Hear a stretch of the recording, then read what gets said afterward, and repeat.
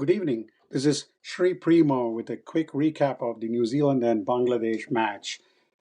New Zealand has secured a semi-final berth with a commanding and impressive victory over Bangladesh, pretty much outplaying Bangladesh in every facet of the game, batting, bowling, and excellent fielding with all the catches that New Zealand took yesterday or today.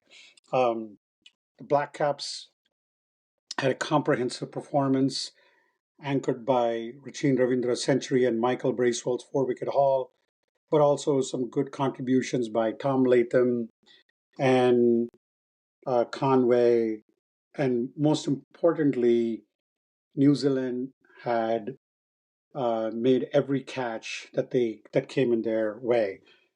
With that, let's quickly go down to the match recap itself. New Zealand, after winning the toss, put Bangladesh into bat, and when they started, they did start very cautiously, but both Tanzid Hassan and Captain Shanto really played great. They navigated the early overs very cautiously. They didn't go for their shots, but they still maintained a very good run rate, setting themselves for a good score. But then once the Michael Bracewell got introduced into the attack, that's when it started the Bangladesh started losing wickets as well.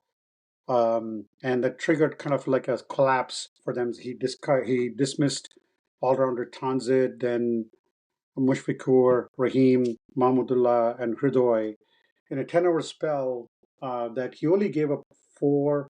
He gave up only 26 wickets and captured four wickets. Bangladesh, which was suddenly looking very well in the match. At least when they started, they lost. They started well, 45 for one, then 64 for two. Um, when the third wicket for Hriday fell at 97, they quickly collapsed from 97 for two to 118 for five. Then you had Shanto kind of steady the ship. I mean, he played a good knock. I wouldn't say an excellent knock, 77 runs, but he did take 106 balls to score that 77. But then Shanto anchored very good with Jakar Ali, who actually had a very impressive performance after the India match, back-to-back games. He scored 45 or 54. That kind of provided some settled Bangladesh score pretty well. They had a 72-run partnership for the sixth wicket, and then followed by uh, Rashad Hussain, who scored a quick 26. Now, they could have scored more, but Jakar Ali was run out. It was a very unnecessary run that he went for, and that kind of ended his stint at the crease. But then Shanto also was dismissed at 42nd over. Jakar's again run out. Bangladesh should have scored with the six wicket that they had. They should have easily scored more than 250 runs. But then the most important thing is Bracewell obviously had four wickets. I did talk about a little bit about how New Zealand also had some excellent fielding. Um, they pretty much caught everything that came their way. When you look at the actual score, except for maybe Jacare, everything else was a catch. So they never drop catches, and that would be the story of the game. But then when Bangladesh started to bowl, you Bangladesh actually really had New Zealand pegged back with an early setback for New Zealand. They stumbled with Taskin Ahmed removed Will Young, and Rahman dismissed Kane Williamson, caught behind, leaving the score um, at they had like 15 for two, I believe, if I'm not mistaken, and that really put the Bangladeshis back in the driver's seat.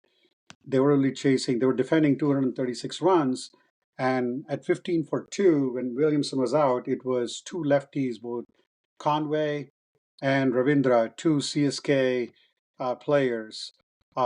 They played really well. Some of the things that I really saw from both the players, especially Rachin Ravindra with his straight drive and cover drive, punctured with some late cuts. Conway, anything short was punished very well.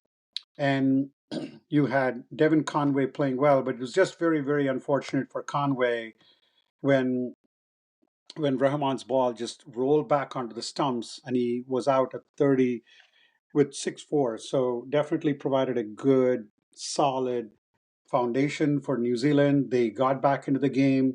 When Conway was out, it was 72 for 3, and New Zealand's run rate was nothing to be really proud about. It was in 16 overs, 72 runs.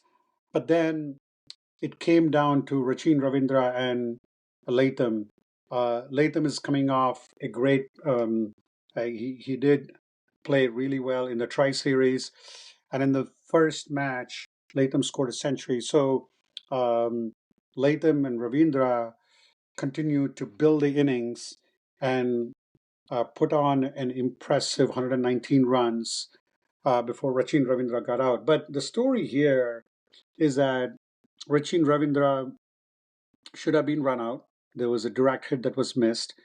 There was a catch, a half chance um, at point that was put down.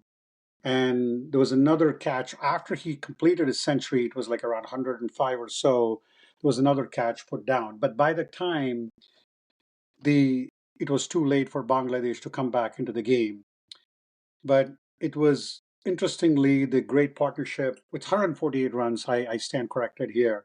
148 runs between Ravindra and Latham.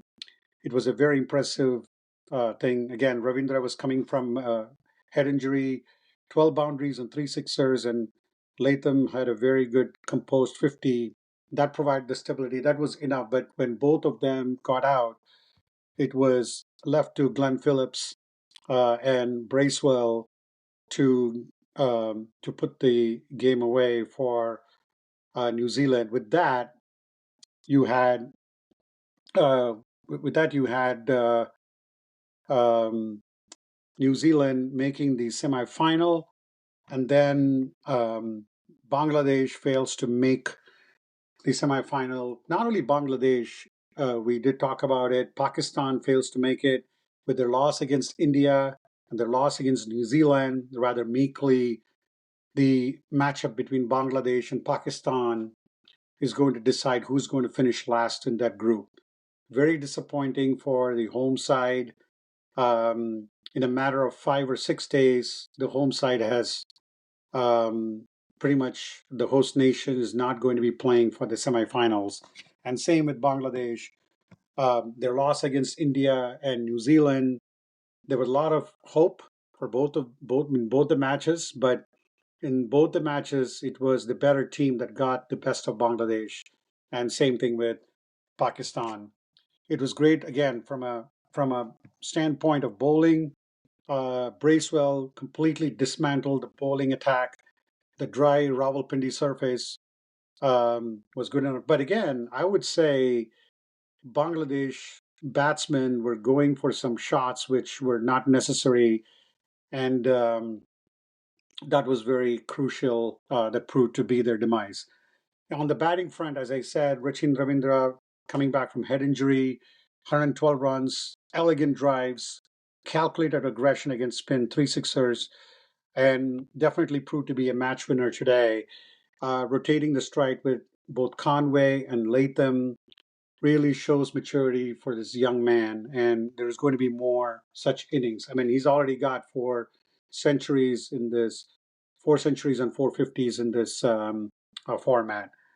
Bangladesh, like I said, fielding lapses cost him very dearly and misfields as well. And then in some cases, I didn't really see like Bangladeshis chasing some of the balls. I know the outfield was very fast. I did see a lot of the players giving up when I was watching the highlights. So right now, in Group A, New Zealand stands on top because they have a better net run rate. And then India is now in second place. And India will now face New Zealand in their final match to determine the group winner, just like Pakistan and Bangladesh are going to play for who is going to finish third.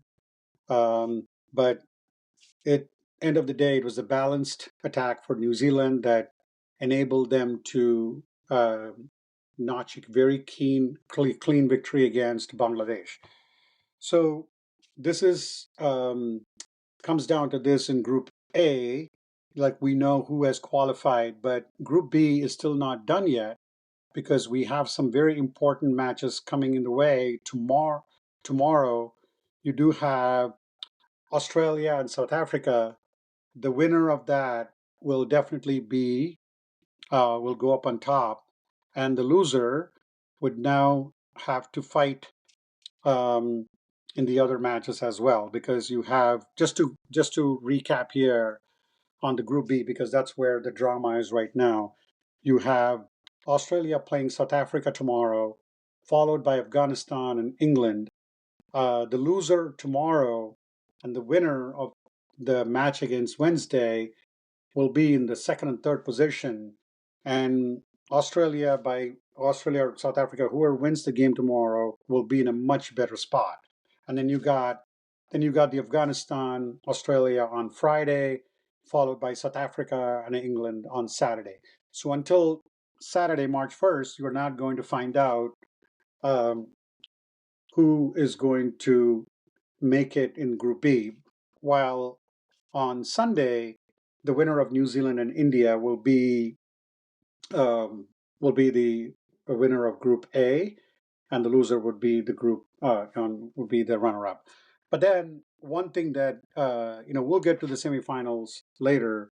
But one thing that is not clear is that it depends on how India finishes.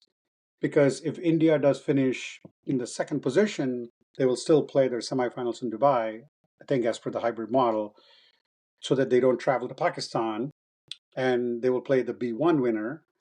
But even though the seeding rule typically assigns a B2 to Dubai. So it's going to be very interesting depending on where that match between India, the winner of India and New Zealand, is going to determine where India is going to play, and how the seeding is going to affect. So with that, we wrap up. Amazing win for the Black Caps. Bangladesh is out, Pakistan is out, and let's enjoy the rest of the Group B matches over the next few days. Thanks again for listening, and thanks again for supporting the podcast. Have a good night.